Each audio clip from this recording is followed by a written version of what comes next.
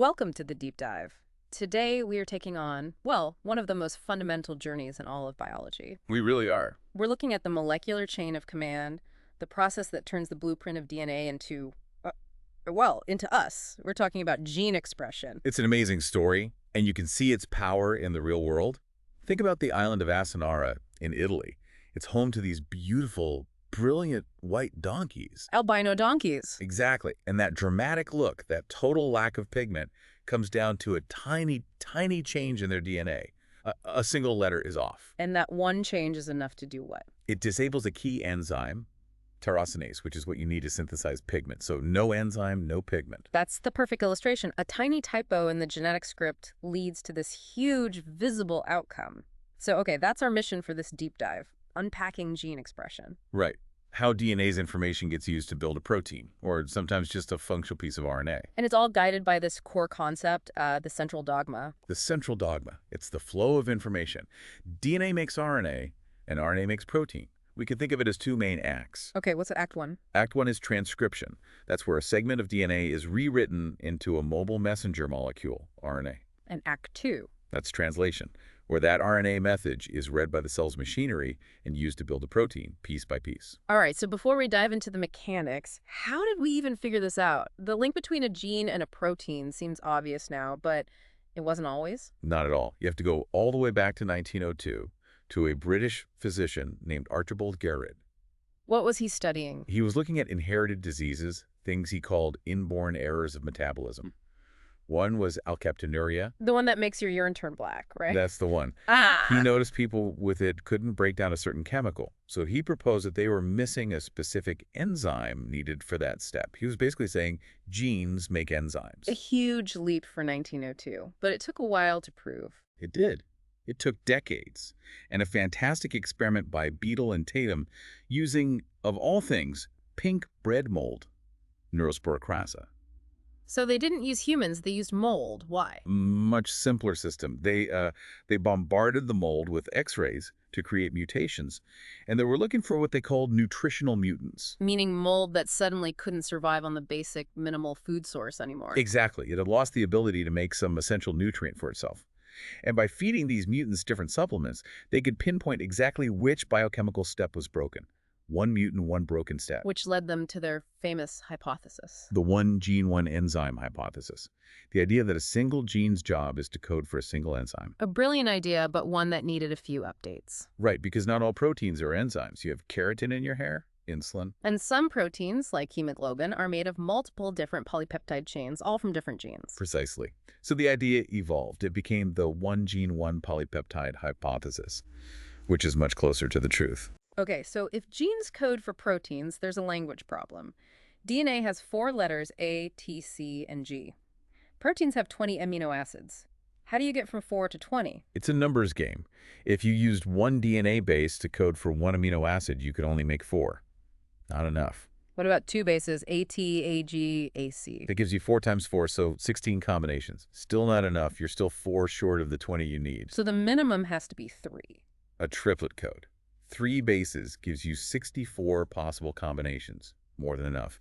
And these 3 base words in the messenger RNA are what we call codons. And of those 64, what do they all do? Well, 61 of them code for the 20 amino acids.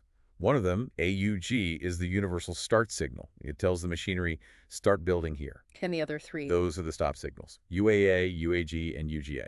They basically say end of the message, stop building. What I find so elegant about the code is that it's redundant. Very redundant. You can have multiple codons that all mean the same amino acid. But, and this is the key part, it's not ambiguous. A specific codon will never, ever code for more than one amino acid. That's the key to the whole system's fidelity. But what's just as important is the reading frame. Ah, right. If you start reading from the wrong letter, the whole message turns to nonsense. It's like reading a sentence with no spaces. If you group the letters wrong, you get gibberish. The cell has to lock onto that AUG start codon perfectly to get the frame right. And the most incredible part is that this code, this language, is almost completely universal. From bacteria to humans. You can put a human gene into an E. coli and it will read it perfectly and build a human protein. It's profound evidence for a single origin of life. Okay, so that sets the stage for our first act, transcription. making the RNA copy from the DNA template. And the star of this show is an enzyme called RNA polymerase. It's the transcription machine. It is. It latches onto the DNA, unwinds a little section, and starts building a complementary RNA strand, always in the 5' to 3' direction. And it doesn't need a primer, which is a key difference from DNA replication. No primer needed. It just needs to find the starting line, which is a specific DNA sequence called the promoter. The stretch of DNA that actually gets copied is the transcription unit. Now, in eukaryotes, getting started is, well, it's a whole production. Oh, it's a big event. RNA polymerase can't just bind on its own. It needs a whole crew of proteins called transcription factors. The welcoming committee. Pretty much. These factors have to bind to the promoter first. Many of them recognize a specific sequence that's often part of the promoter called the TATA box. So the factors bind the TATA box, and then what? Only then can RNA polymerase II come in and bind. The whole giant assembly of factors in the polymerase is called the transcription initiation complex. And once that's built, we're off to the races. Elongation. The polymerase just chugs along the DNA, unwinding it as it goes and adding RNA nucleotides. Yeah. And a pretty good clip, too, about 40 nucleotides per second. And for efficiency, a cell can have multiple polymerases on the same gene at the same time. Yeah, it's like a convoy. One starts, and right behind it, another one hops on, another, all churning out RNA copies. Finally, you have to start termination. In bacteria, this is simple. Super simple. There's a terminator sequence in the DNA, polymerase hits it, and it falls off. Done. But in It's eukaryotes, way more complicated. The polymerase actually transcribes past the end of the gene. It transcribes a signal sequence, AAUAAA, into the RNA. and that's a signal for what? For other proteins to come in and cut the RNA free downstream from that signal. What gets released is called pre-mRNA. It's not the final draft yet. Right. And this is a huge difference between prokaryotes and eukaryotes, this RNA processing step. It's a defining feature. The pre-mRNA needs some serious modifications before it can leave the nucleus. First up, the ends of the molecule get modified. Yep. On the 5' end, the cell adds a special modified guanine nucleotide. We call it the 5' cap. On the other end, the 3' end, it adds a long chain of adenine bases, the poly A tail. And these aren't just for decoration, they have really important jobs. They do three main things. They help the RNA get exported from the nucleus, they protect it from being chewed up by enzymes in the cytoplasm, and they help the ribosomes attach correctly for translation. So it's like a passport, a helmet, and a dock here sign all in one. That's a great way to put it. But that's not even the most dramatic modification. That would be RNA splicing. This is where we find out that our genes are not continuous stretches of code. Not at all. They're interrupted. You have the coding regions, called exons, and they're broken up by these long, non-coding stretches called introns. The introns are like the commercials in a TV show. You have to cut them out to get the actual story. Exactly. Splicing is that editing process. The introns are cut out, and the exons are stitched together perfectly to create a continuous coding message. And this isn't done by hand. There's a machine for it. A huge, complex machine called the spliceosome. It's made of proteins and small RNA molecules that work together to find the intron-exon boundaries and do the cutting and pasting. Now, this is where our understanding of biology got a huge shock. The idea that RNA itself could be an enzyme. The discovery of ribozymes. It was revolutionary. In some organisms, the intron RNA can actually catalyze its own removal. No proteins needed. So RNA can be both information carrier and catalyst. Which completely changed our theories about the origin of life. It suggests an early RNA world before DNA and proteins took over. And having introns isn't just a weird complication. It allows for something incredibly powerful. Alternative RNA splicing. This is so important. Explain that. It means that depending on the cell's needs, what's treated as an intron in one context can be treated as an exon in another. So from one single gene, one pre-mRNA transcript, you can generate multiple different mature mRNAs. And therefore multiple different proteins. Dozens, sometimes. This is how humans can have only about 20,000 genes but make somewhere around 100,000 different proteins. The complexity is in the splicing. It also allows for something called exon shuffling in evolution, right? Right.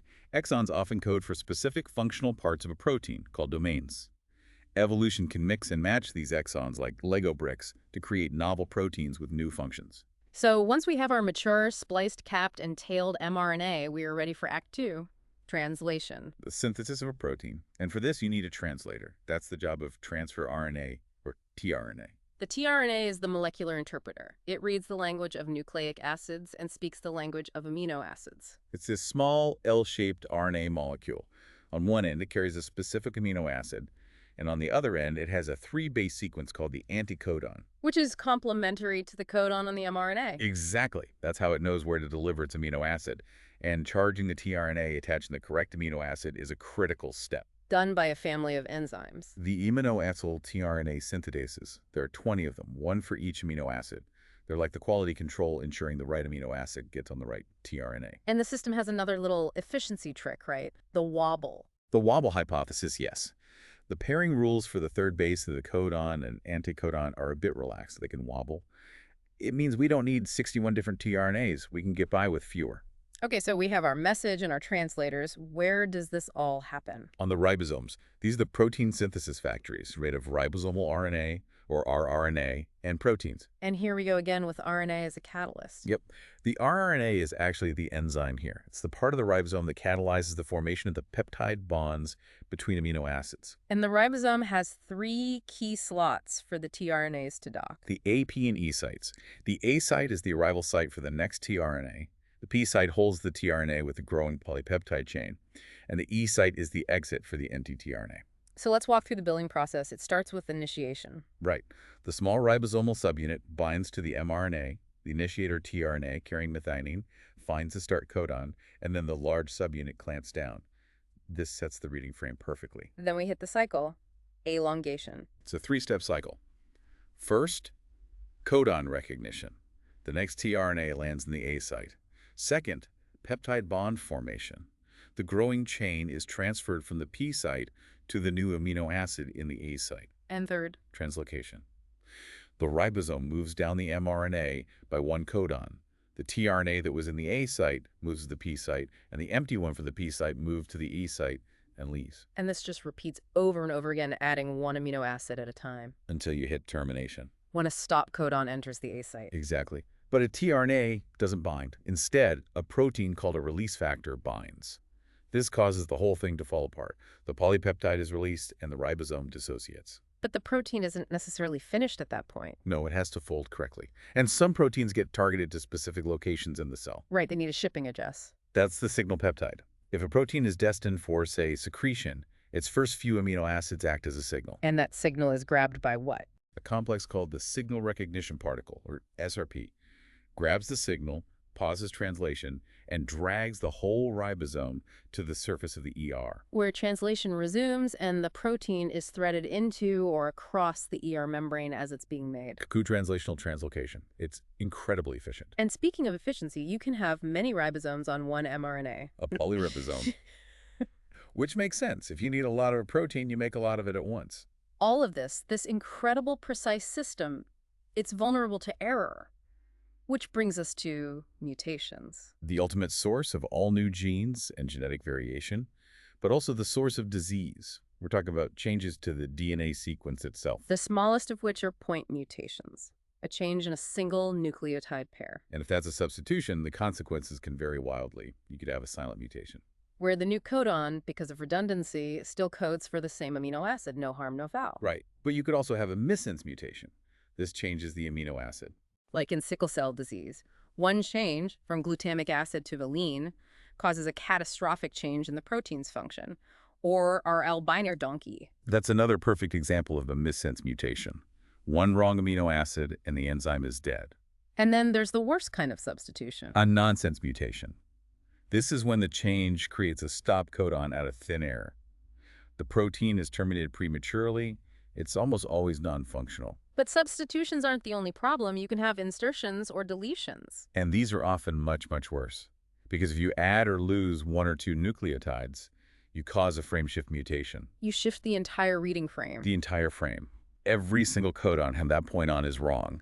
It's complete gibberish, and it usually hits a random stop codon pretty quickly. So where do these mutations come from? They can be spontaneous, just errors during DNA replication, or they can be caused by mutagens.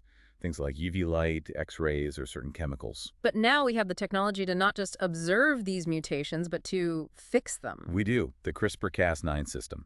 Yeah. It's been a complete game changer. It's essentially a pair of molecular scissors that we can program. That's right. You use a guide RNA to tell the Cas9 enzyme exactly where to cut the DNA. And by doing that, you can either knock out a gene by letting the cell repair the cut imperfectly, It or, can provide a correct template. and the cell's own repair system will use that template to fix the mutation. It has incredible therapeutic potential. All of this brings us to a final, more complete definition of a gene. It's not as simple as one gene, one polypeptide anymore. No, it's not. Given everything we know about splicing and RNA-only genes, a better definition is, a gene is a region of DNA that can be expressed to produce a final functional product, which is either a polypeptide or an RNA molecule. That's a great summary. From the Tata box to the final, folded, functional protein, it's an astonishingly complex process. It relies on so many precise molecular machines, the polymerase, the spliceosome, the ribosome, and yet it all comes down to that simple three-letter code. And as we saw with the donkey, a single mistake, one letter out of billions, can have massive organism-wide consequences. The need for precision is just immense. It is. And here's a final thought for you to take away from this deep dive. We humans have about 20,000 genes. That's not many more than a roundworm. Yet through alternative splicing, we produce maybe 100,000 proteins. So maybe the key to complexity isn't just the number of genes you have. It's what you do with them. It's how you regulate them, how you splice them, how you process that information. The real complexity lies in the expression, not just the blueprint.